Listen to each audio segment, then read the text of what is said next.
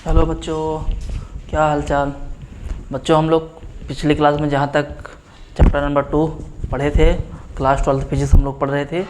जहाँ से हम लोगों ने पिछली क्लास में पढ़ा था उसी का आगे आज हम लोग बात करेंगे।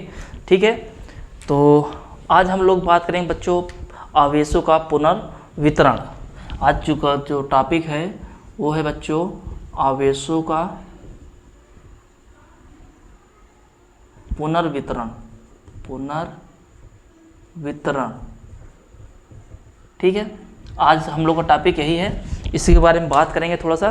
उसके बाद न्यूमेरिकल्स देखेंगे, उसके बाद फिर आगे टॉपिक की बात करते हैं। तो बच्चों आवेशों का पुनर्वितरण हम यहाँ पे समझ लेते हैं क्या है।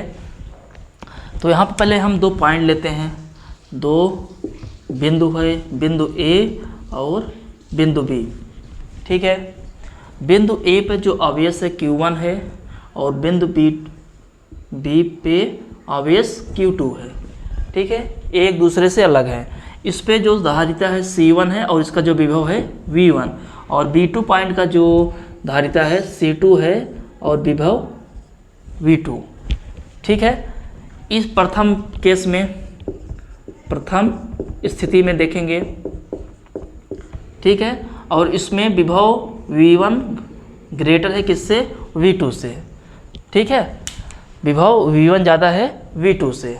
ठीक है, किस स्थिति में? प्रथम स्थिति में, जब ये दोनों पॉइंट क्या हैं? अलग अलग हैं। ठीक है, ठीक है, तो इस कंडीशन में हम जो देखते हैं, इस पे हमने पुनर्वितरण का पहले हम लोग समझते हैं। हमने बिंदु क्या लिया है? 2 बिंदु लिए, बिंदु ए और बिंदु बी। बिंदु ए पर जो आवेश है Q1 और बिंदु ए की जो धारिता है C1 और विभव V1।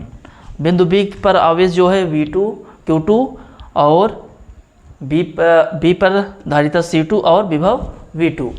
ठीक है, तो यहाँ पे अगर हम विभव की बात करेंगे तो यहाँ पर देख लेते हैं Q1 बराबर हो जाएगा बच्चों C1 इंटू V1, और Q2 जो चार्ज होगा वो क्या फार्मूला हो जाएगा?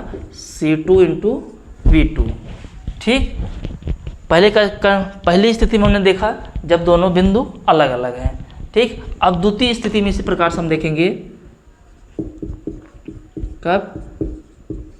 द्वितीय स्थिति में। द्वितीय स्थिति में क्या देखते हैं बच्चों? इन दोनों बिंदु को अब हम किसी तार से जोड़ देते हैं। ठीक है, बिंदु ए है हमारा और बिंदु बी है, इस पे चार्ज। अब इसको हम क्या करते हैं बच्चों? किसी तार से जोड़ दिए।